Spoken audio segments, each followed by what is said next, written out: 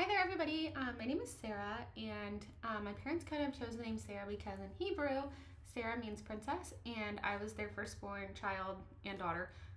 So it just seemed fitting for them, and they really liked the name. My parents aren't, like, my family isn't Jewish by any means, but they just really liked the meaning behind it and everything. My ancestors are from really all over Europe, Scandinavia specifically. Um, I have great grandparents who are from Denmark, and then other great grandparents who are from Germany, and then my paternal grandmother was born in Wales. I've never visited any of these countries, but certainly someday I hope to visit all of them.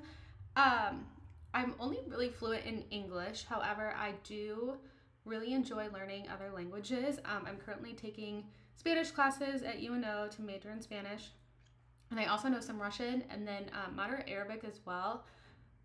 I started learning Arabic because I used to teach English to refugees, and at the time that I was teaching, a lot of the refugees were coming from Syria, so of course they speak Arabic.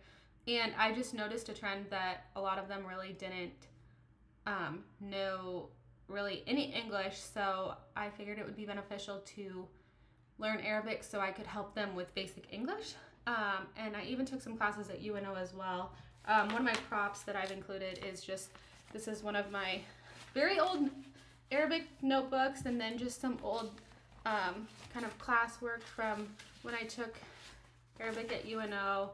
I have several binders worth because it's really quite the language to learn. The alphabet's really difficult because it not only goes from right to left instead of left to right, but there's also three different ways each character looks within where it is in the word. So, for example, the letter Aleph is the first letter, and Aleph looks different from when it's at the beginning of a word, the middle of a word, and at the end of the word. And all 28 characters are like that. So it's really complicated, but it really is interesting as well. And I just think it's really cool to be able to communicate with other people in a language different than your own native language. And it's something I want to continue learning. My family does consist of really just my parents and my younger sister. I have an extended family across the country, but we really just unfortunately aren't able to see each other very often.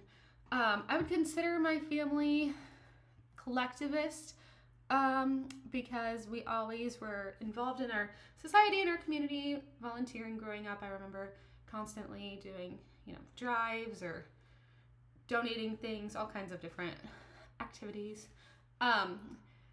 One of my favorite foods growing up as a kid, I really love anything spicy, so like Thai food, Chinese, Indian, anything like that, I've always really enjoyed.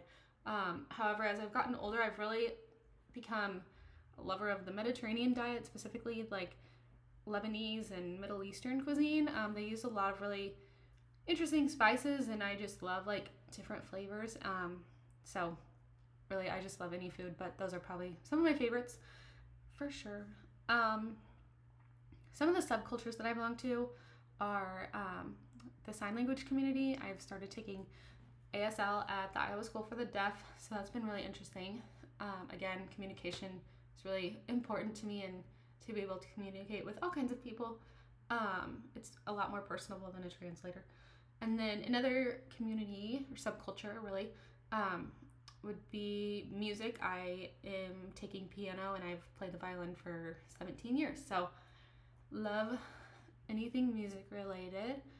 And as far as a different culture that I'd like to learn about, I'd really like to learn more about Hinduism.